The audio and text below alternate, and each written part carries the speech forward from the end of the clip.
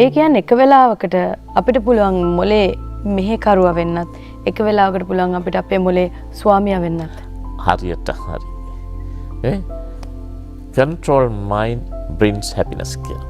If you know how to control your mind, that will brings happiness for you. ඒක තමයි සතුට ඔබ ළඟට එනවා. නැත්තම් අපි කොහේ ඉන්නවද කියලා කොහේ යනවද කියලා දන්නේ නැහැ. මේ తত্ত্বය, මේ තියෙන වෙහෙස, මේ තෙහෙට්ටුව, මේ හුදකලා බව අපි හිතන්නේ වැඩිහිටියන්ට විතරක් අයිති වේදනාවක් කියලා. ඒ වුණාට අපි දැන් දරුවෝ අතරෙත් මේව දකිනවා.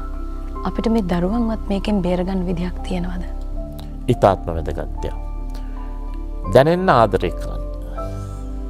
මම වචන දෙකකින් මගේ පළවෙනි පොතේ නම දැනෙන්න ආදරය කරන්න.